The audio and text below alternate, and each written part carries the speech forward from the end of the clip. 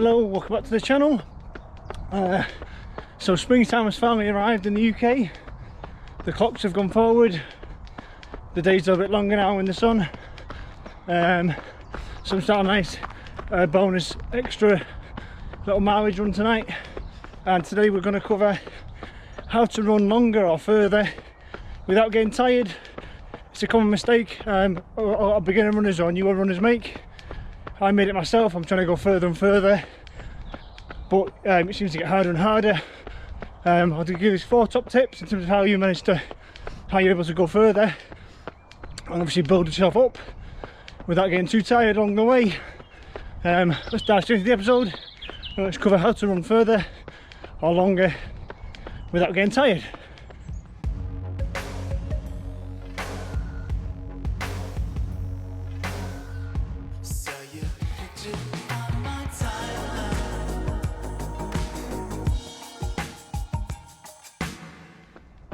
So these are my 4 top tips in terms of how new runners, beginner runners can start to build up on their distances. So if you're used to running like 5Ks, etc., how do you make that leap to a 10K? If you've done 10Ks, how do you make that big leap to a half marathon? And if you've never done a marathon before, which was where I was last year, how do you jump from half marathon to marathon?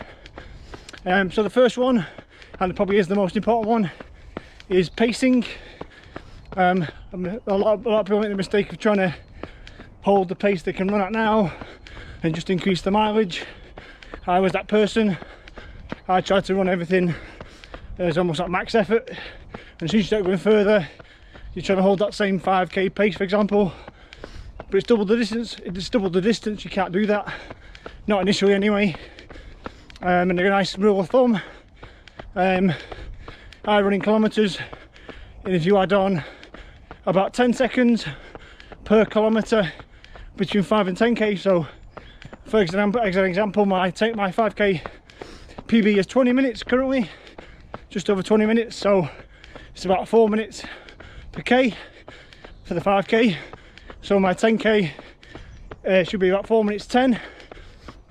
As a rule of thumb, as a rough guide, maybe 4:15. Again, if you're recreational, you're just starting out.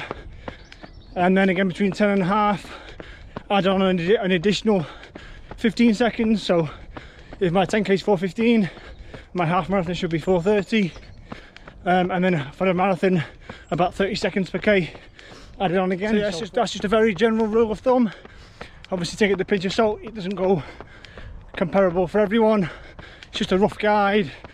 And obviously the point being that when you're going from 5 to 10, 10 to half, or half to marathon, or even just going up in distance at all, whether it be from 6K to 8K or 8K to 12K, or 4 miles to 8 miles.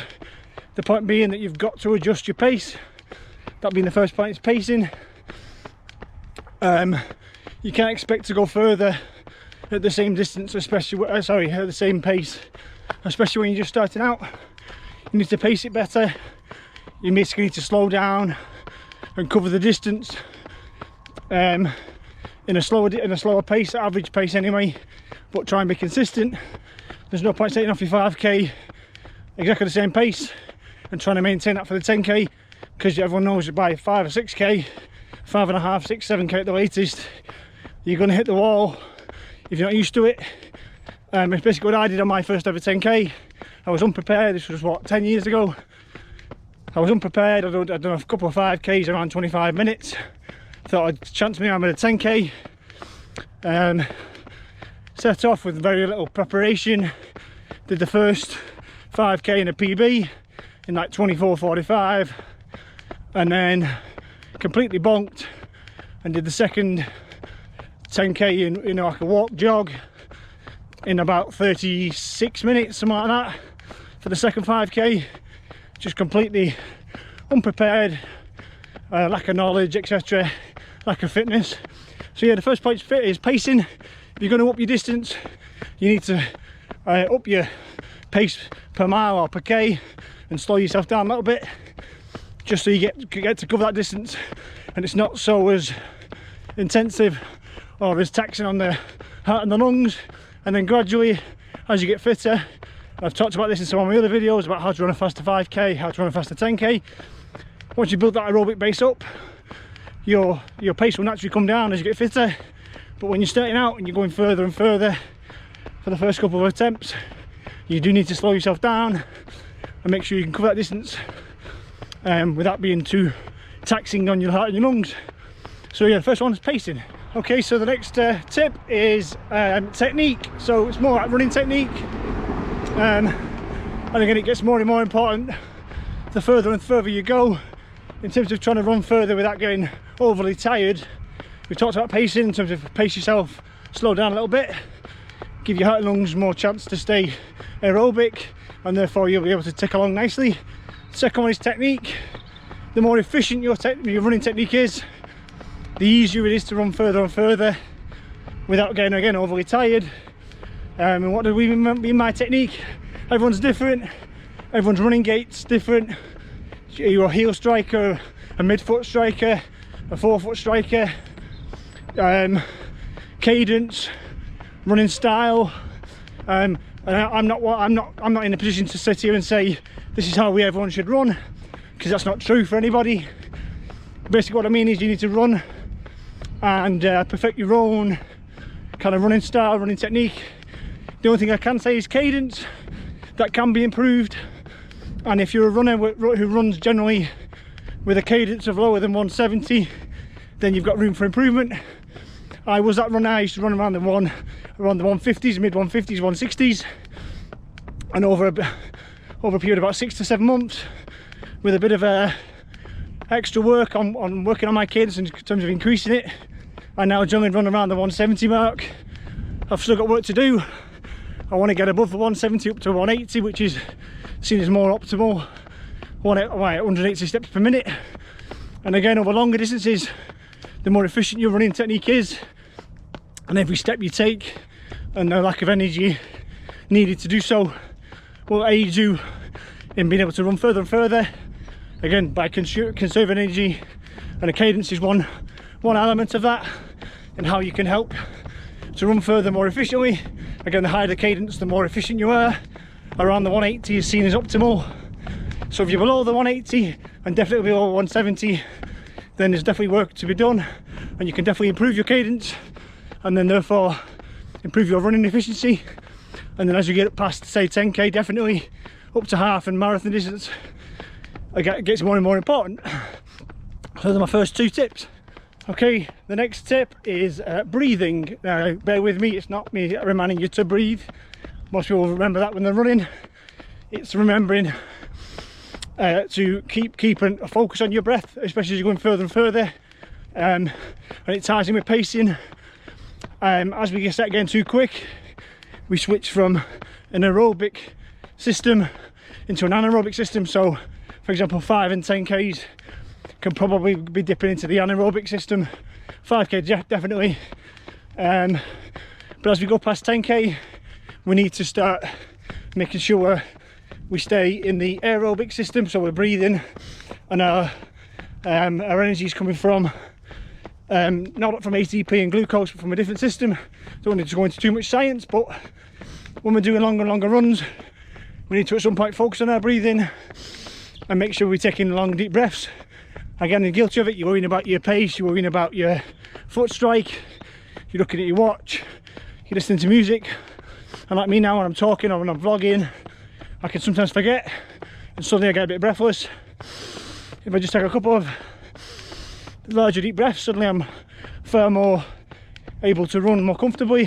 So it's just, again, as we're going further and further, and the aim again is to go further without getting too tired, we've got to ensure that we concentrate on our breathing, we stay within that aerobic system, so we slow ourselves down through our first point of pacing, and we take long deep breaths, make sure the oxygen is getting to our lungs, and that in turn can get into our bloodstream and go directly to our working muscles, which is what we need.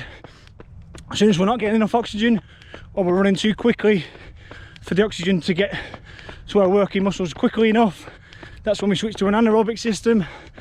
That's when we start to get lactic acid build up. That's when our legs start to stiffen up and tighten and feel heavier, and that's when everything doesn't start to go downhill, but things start to get tougher. things start to get harder, which is naturally what happens towards the end of a marathon.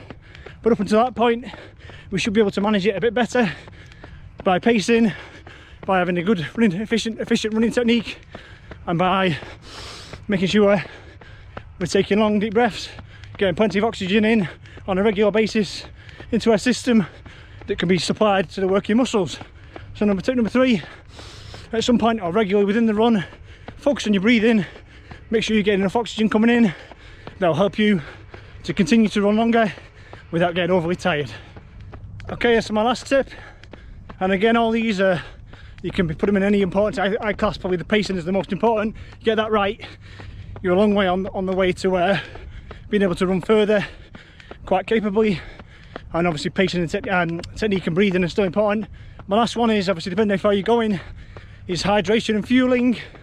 So again, once you start going past the 1 hour mark, and definitely past the 2 hour mark, if you're going to run for that kind of length of time, doesn't really matter how fast you're going, you need to start considering fueling and hydration, i.e. take it with you or run loops so that you've got access to it on a very regular basis. I don't need to tell you how to do that. Hydration vests, belts, carrying it, I say stashing it in a bush, doing a loop near your house so you can just drop in and grab it off your doorstep, etc.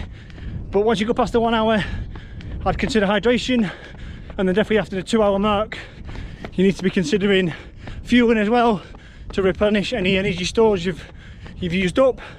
As efficient as we're trying to be, and as considerate we're trying to be in terms of running at a pace that we can maintain without being too tired, eventually, I said after 2 hours, you're definitely going to be depleting your energy stores. So we need to worry about replenishing them with either gels or chews or bars or whatever suits you.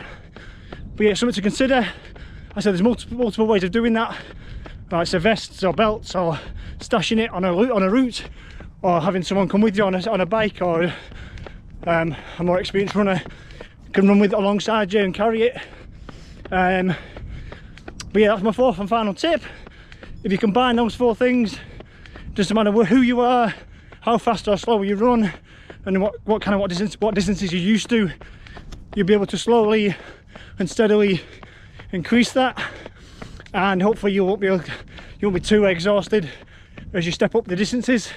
Like I said, all these hints and tips are coming from a position where I've made these mistakes myself. I'm not sitting here on a pedestal making out as if I'm the perfect runner. I'm far from it. I've made all these mistakes myself. I've tried to go from 5 to 10 with zero preparation and failed miserably. I used to think, years ago, I used to think 10Ks were a really long distance because I was only ever used to running 5K, 6Ks, etc. Now, as I've developed my running and enjoyed it more, and again I've paced myself better, I've been able to run further and further, and now I can run 10Ks as a kind of a warm-up, or not a warm-up, it's like a warm-up run or a recovery run now, without much afterthought. But again, it's taken time, it's taken trial and error, so hopefully these vlogs will help other people, newer runners, not make the same errors I made. But yeah, as always, thank you for watching. If you're new to the channel, consider hitting the subscribe button. Feel free to look through the channel at all the different playlists, all the information videos, my running vlogs, my training playlist for either marathons or half marathons or Project 10K last year. Hopefully you'll gather some information from that, or inspiration or whatever. But yeah, as always, thank you for watching. Just bear with me a sec. Get out the street. Yeah, as always, thank you for watching, and I will see everyone on the next one.